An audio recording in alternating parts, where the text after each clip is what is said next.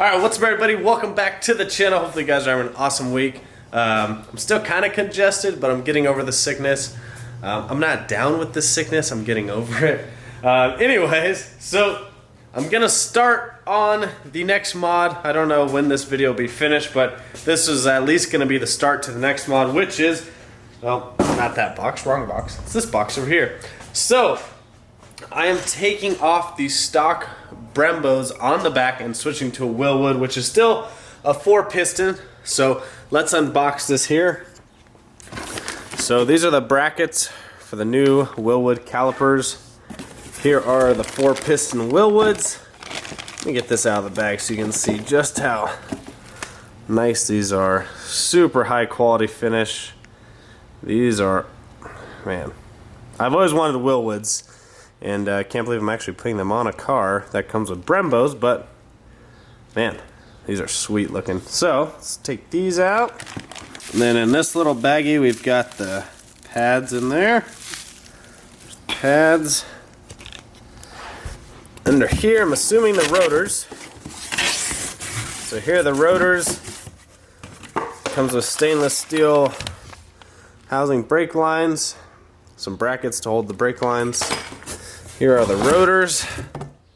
Pretty standard rotors, nothing special. You can opt for the scalloped ones, but those are definitely not recommended for street driving. So this box just has the rotors and the calipers and the brackets.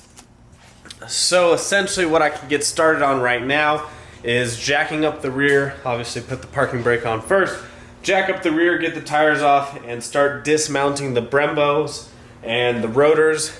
And I can get those off and actually line up the Wilwoods.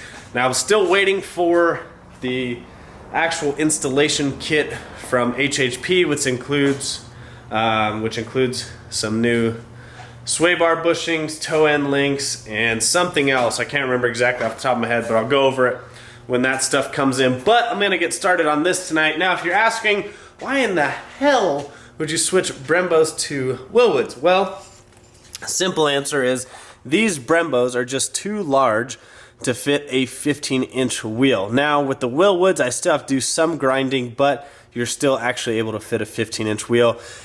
And if you're wondering, why the heck are you putting 15s on your car? Well, I want to hook up better and be able to cut some better 60-foots. I'd really like to get into the 1.3s. However, at our track, I think a 1.4, a low 1.4 I'll be really happy with that. But if I can cut a 1.3 here at our track, I'll be super excited. But essentially, if I can get into the 1.4s, I may be able to cut a 9 here at our shitty DA when it's really hot out. But I don't know, but it's gonna get me closer to my goal of getting my car where it wants to be. Now, people with my similar setup, they've already ran 9s easily, but on 17s, but you gotta remember they're at a lot lower density altitude, a lot better weather. So towards the end of the season, come October, September, October, when the DA drops real low, the temperature gets into like the 60s and 70s, the cars are running a lot cooler, definitely could run a high 9 on 17s, but I'm impatient and the summer waits for nobody, so we're jumping to 15s. And then that just means when it does get cooler, if my car is capable, I can run even lower 9s, so which will make me super happy. And I could travel somewhere to a better track, to lower DA, to better degrees, blah, blah, blah, blah, blah, and run a 9. But I want to do it here and prove to myself that I can make the car go 9s here.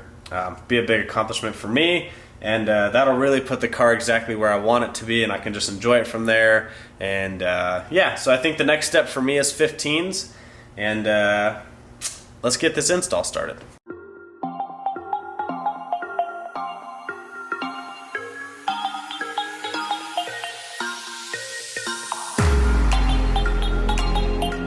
Alright guys, so first thing I'm gonna do now that I got the wheel off is remove the two 18mm bolts on the back of the caliper. Alright, so I put some bricks in front of the front tires and then released the parking brakes so I could get the rotors off, or else the rotors won't let you release them, obviously, because the parking brake's on. So I've got the caliper off and now the rotor off. Pretty simple.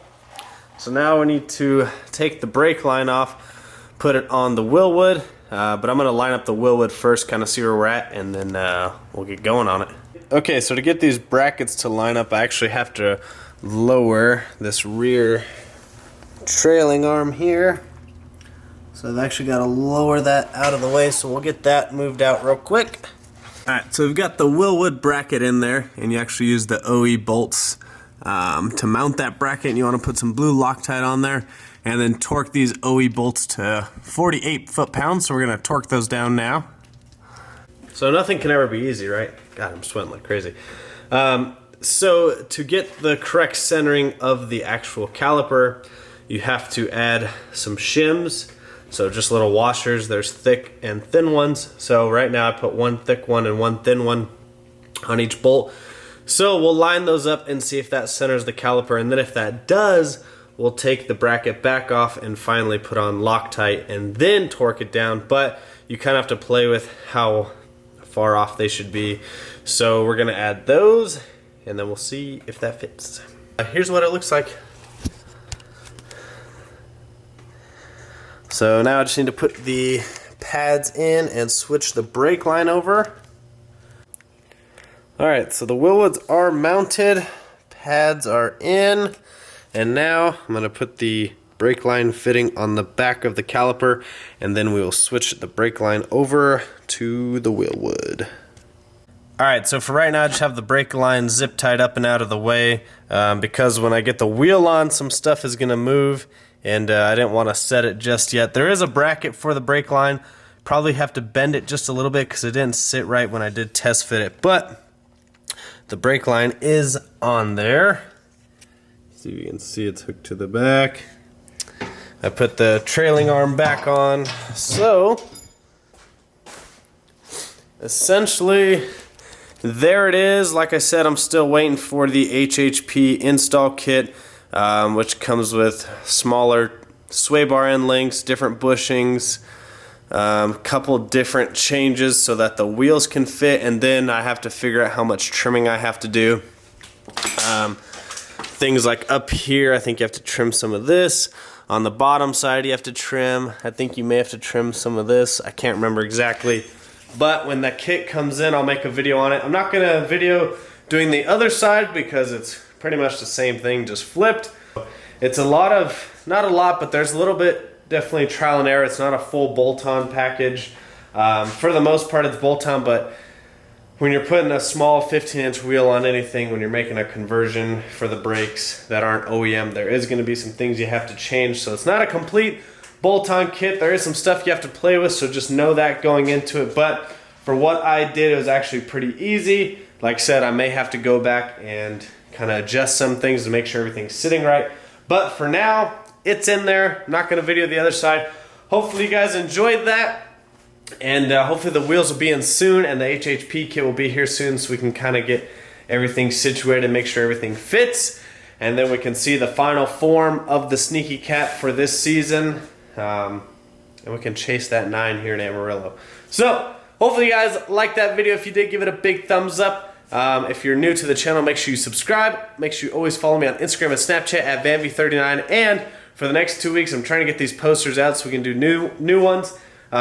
On VanVorsGarage.com, all the posters are 50% off, so they're $12.49 plus tax-free shipping. So make sure you guys check some of those out, and we'll see you guys on the next one.